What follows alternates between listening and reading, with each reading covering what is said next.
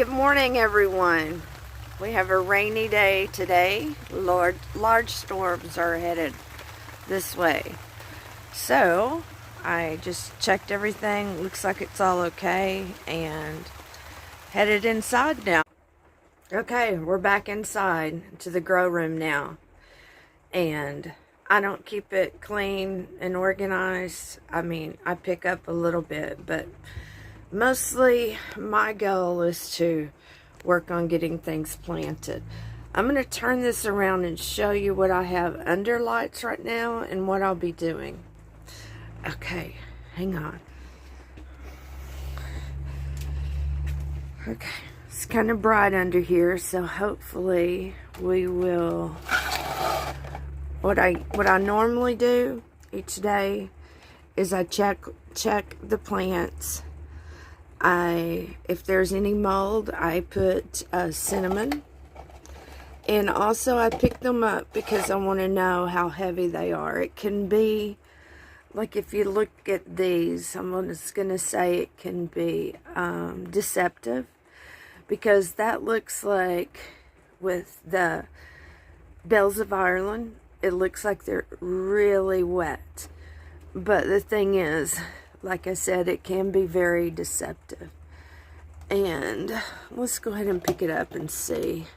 It seems okay. But since I'm back here working, I may just give them a little bit of water, because I won't check until tomorrow. And they'll be under lights all day today.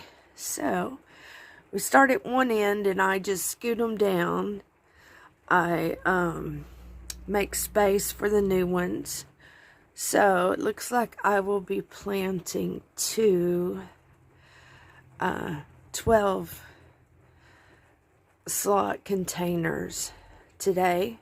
And we'll figure out what I'm going to do. And they'll be down, well, I'll scoot everything down after I water. And then we'll figure out what we're going to plant today. It's pretty exciting. I love being outside, but it's cool that I have a backup and some things to do in here. Okay, I have a few things laid out that I've been considering. This one is a large pack of dalhia seeds.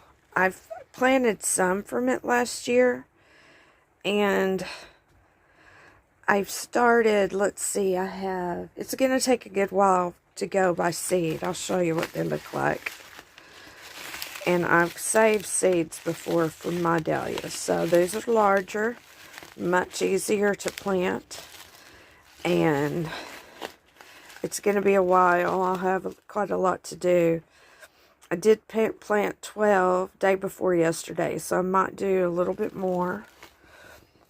And I have straw flower germinating in a paper towel, and I can show you that in just a second. We'll see how they're doing. We need to check that anyway.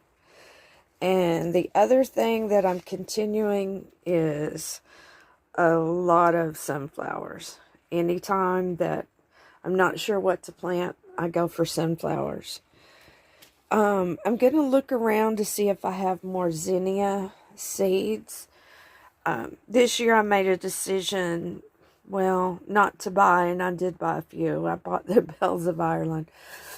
Not to buy tons of seed because I have so many, and I don't want them to ruin if they have to wait for a whole nother year. Then, since a lot of them are hybrid, it doesn't seem like they last as long. Okay, catch you on the next one.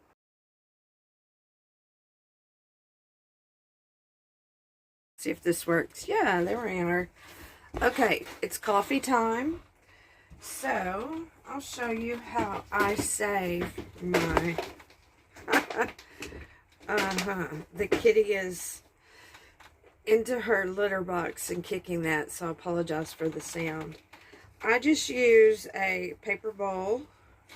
If you can see, I usually just... I'll show you how I usually do it. Where did I put that? Oh, it's in there. So I dumped the coffee grounds on the top. I have the place here that I let it set in the window so it'll be warm and dry out. And then I take, you know, coffee's a nitrogen. So when you're thinking about fertilizing, you have the NPK. So it's good to use natural resources rather than tossing these in the trash. But I've learned you need to go kind of sparingly. Like pick up some and put that around the plant. And let it'll slow release into the soil. And this is great. Some plants are hungrier or need more than others. So, okay, I was able to catch the phone call. I'm back. And I'll show you. I just take the coffee grounds, and sometimes I find that if I see how others actually do things, it gives me a better idea of what I want to do. And so that's why I'm wanting to show you. And all I do is I just dump it out. They're still wet. And I just let this filter, coffee filter, stay on there. You don't have to. But as it dries, I'll see that this filter piece of paper is all dried out. So let me show you the next thing. Okay, I have this ready just to show you the way that I water. Some people water underneath, and when my seeds are tiny and it's starting to dry out, then I'll put some water there because I don't want to push around the seeds that may be beginning to germinate. But once they're up and the water's not going to flood, I just use a saved water bottle that has a spout on it, and I fill them up with jugs of water.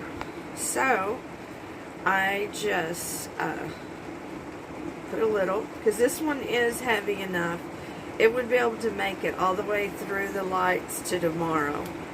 But I have time now, and it's not going to hurt, just to give them just a bit. So if you see how I'm doing that, sometimes it spills, but that's why I don't worry about things in the plant room. I just want to make sure that I water a tad, but not over water. Under the lights, our plants can easily dry out. And I like to keep the lights fairly close, so I'm going to say the lights are 4 to 6 inches. Even at this stage. But this one will be close to beginning to harden off. I used to not really care and do much with the hardening off, but I found out it does make a big difference. So when I start to harden off my plants, I'll take them outside, and I have a it's like a little iron coffee table. It's wrought iron that I sit them on. And I will allow them to be about 5 hours in the sun. And then I'll bring them in. And they'll acclimate to the weather, whatever the temperature is. And these little plants are strong. Now notice this one just fell over. I don't know if you can see them.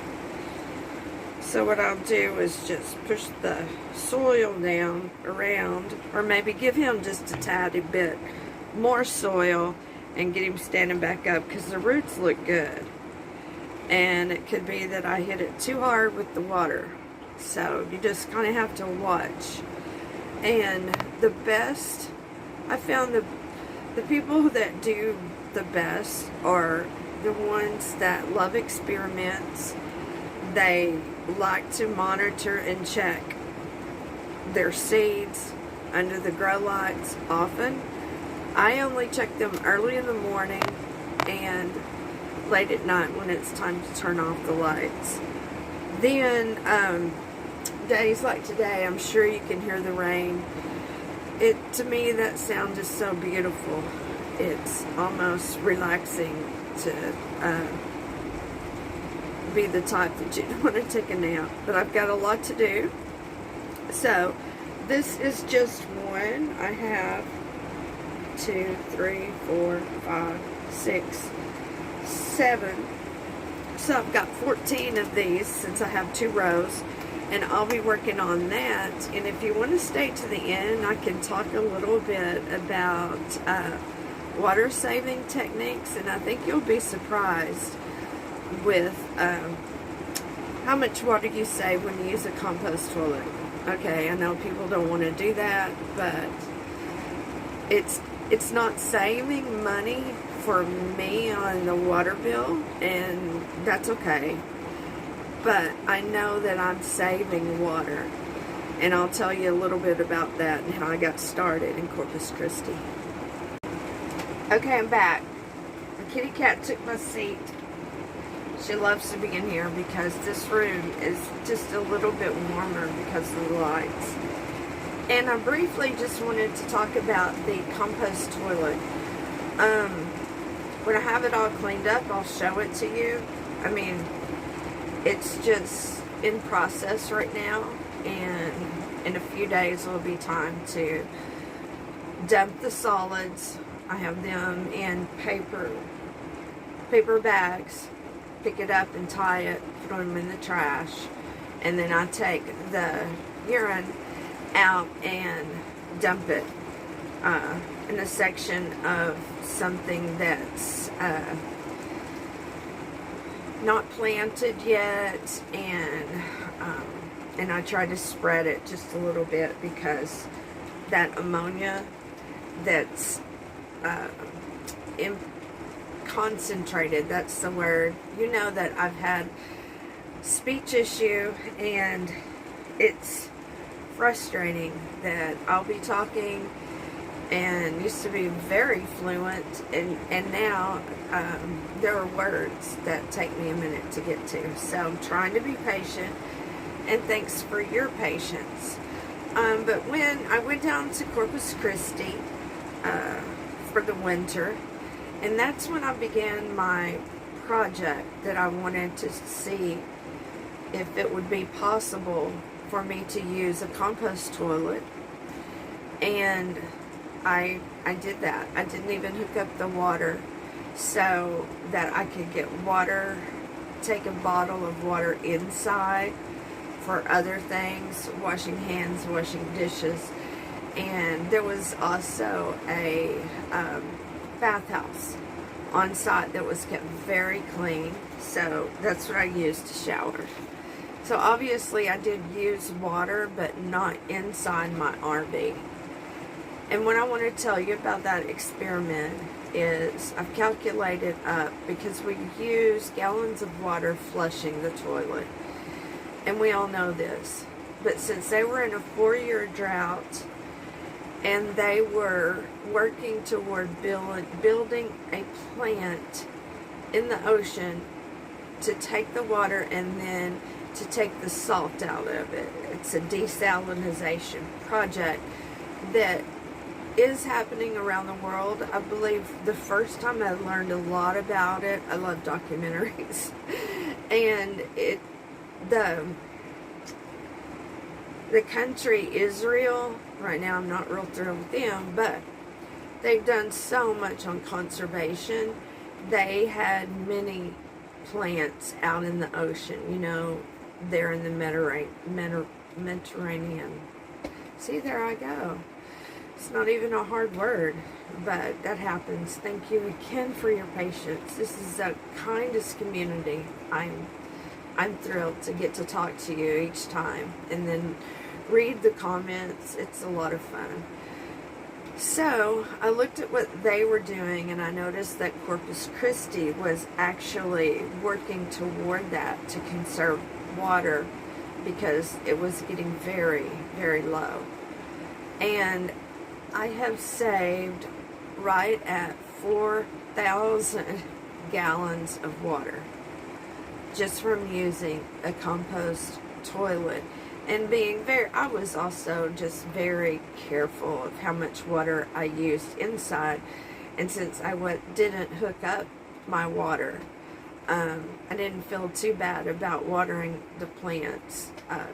So I didn't calculate how much water I was using for that. I was just very sparingly to make sure that my potted plants did okay.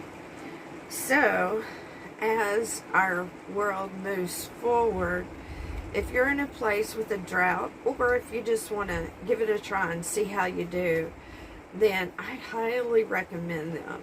It's not hard at all. It's it's somewhat going back to the time of like my grandparents that had an outhouse before they had indoor plumbing. And the sad thing, as I learned about that, I mean, that's what they had to do in rural locations. But the part that really bothered me is when we get snow and ice and below freezing. Sometimes we have that for, I'm in Northeast Texas. Sometimes we have that for a little while.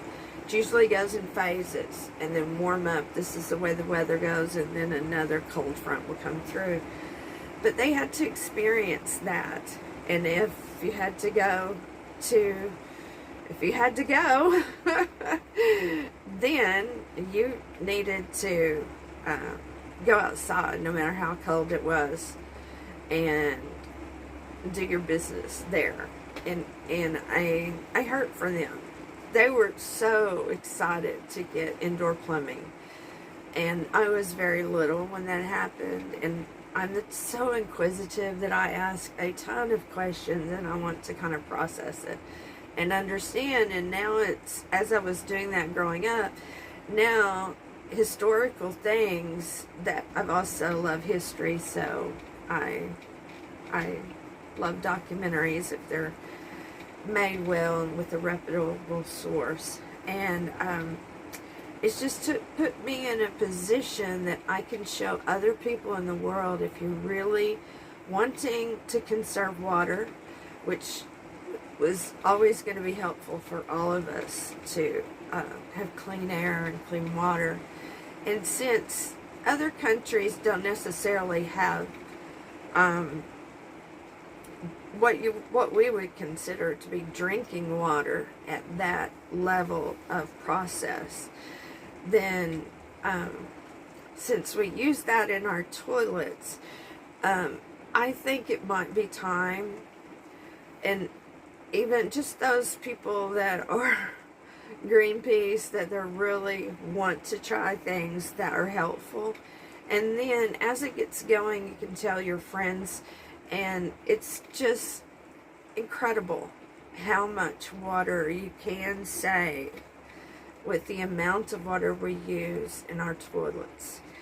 So I hope that motivates you a little bit in the future. If you're interested, put a link below and I'll show you all the details. Okay? Alrighty, take care. Thanks for joining me.